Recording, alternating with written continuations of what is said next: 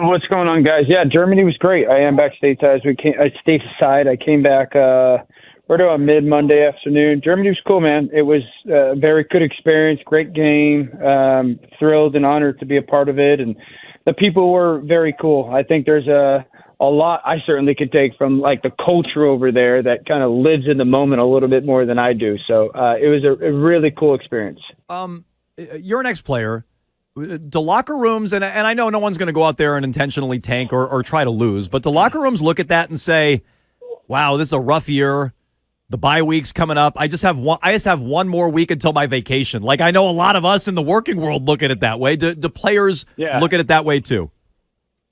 Yeah, I think that's natural human thought and behavior. You know, when things are going, you invest so much and you have such expectations, and then things start to go south, and especially when you're in the public eye on a constant basis, you know, there's not many places to run away from. And when you know, things are going so poorly and nothing can go your way and you can't catch a break, and again, like every single day, the public is having an opinion or conversation about you, you very much so just transition to like, dude, I just want to get away. I just need to turn off. And everyone's job has difficulties at some points. And I think these are some of the moments that job becomes like, this is their suck, you know, where it's like, I've been put a part of teams where you get the middle of November and there's really not much to play for as comes to the ultimate goal.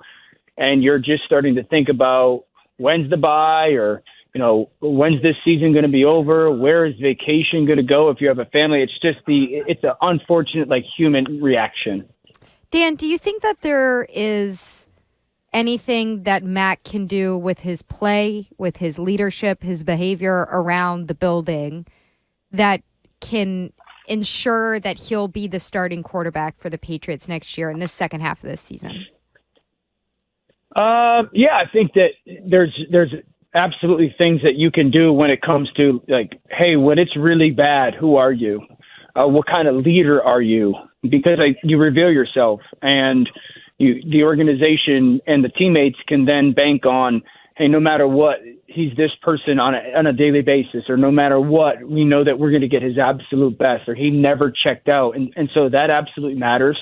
I think I have no idea. You know, you hear the rumors of, is this Coach Belichick's last season? I mean, that's going to factor in. Where they are in the draft is going to factor in. So all of that. And I think his play, you know, has to probably be at the paramount, at the very top of what kind of player, you know, he reveals, or not reveals, but is over the next 8 to 10 weeks, and making good decisions with the football and throwing it to the right places. And that's all you can do, and that's all you can control. And I think the more that he hones in on, focuses in on that, and like that self improvement, that's the only thing that he can do to try and put him in the best situation come, you know, the rest of this season and into the next spring. Dan, I saw that video you made of that throw he had to Ramondre Stevenson where the linebacker caught up and knocked it away, and it seemed like you were, I don't know, maybe losing a little patience with Matt. I know you've defended him a lot, but it seems like you're starting to come around to the idea that this is a third-year player who shouldn't still be making those kind of mistakes.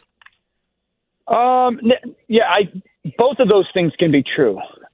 He is a third-year player that I've talked about his feet for a long time, I feel almost on a weekly basis this year, and that it hasn't gotten to the point to improve the way that I would want it to, and kind of pointing out, like, I've had Mac's back and I've had Mac's support. I'm also very honest about guys like, hey, this is one play that you got to make, and that's to go back to the previous question, like that's the answer. Is like, you can control that. And I know it's very easy for me to sit there on a laptop and press forward and rewind.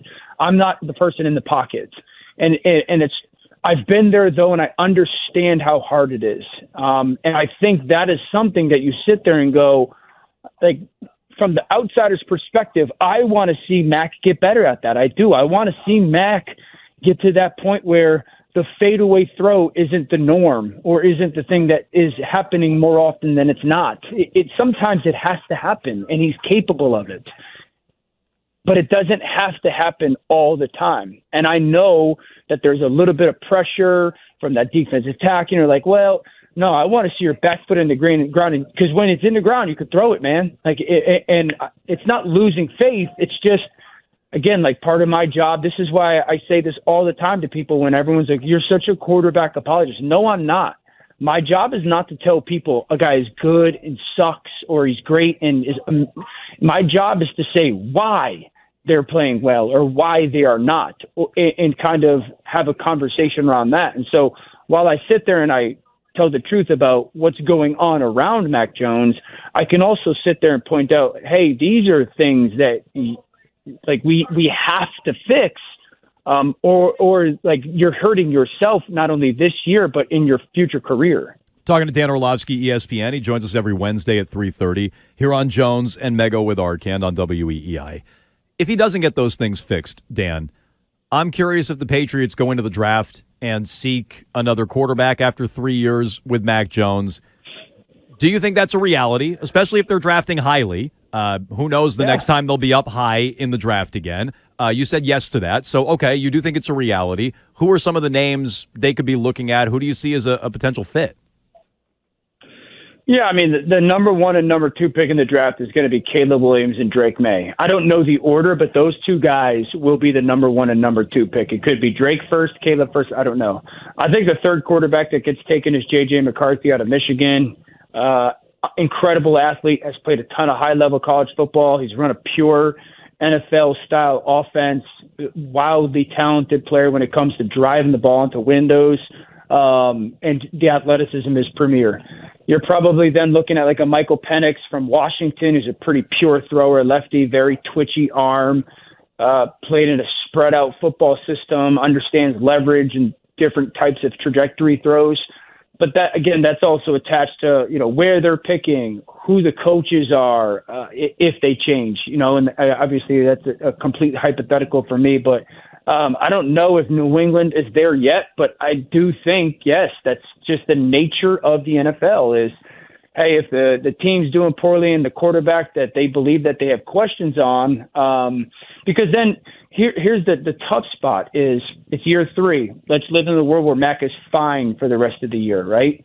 And the coaching staff remains. Well, then you go into year 4, which is a pivotal year when it comes to making a decision on paying a guy, picking up a 5th-year option on a guy, and then, you watch him play, and I don't believe this roster is going to, be significantly different in 10 months from now, talent-wise.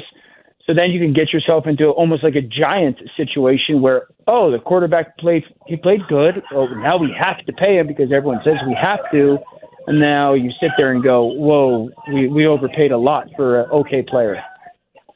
Dan, I've been thinking about this a lot, particularly in contrast to, say, like the coaching style down in Miami. When things aren't going well, like, do you get the sense that it's harder to weather the storm when you're in a place that is as notoriously disciplined under the coaching? And maybe discipline's not the right word because it's not translating onto the field, but tense, uptight. Like, we all know that's the culture in New England, that it's more military than anything else.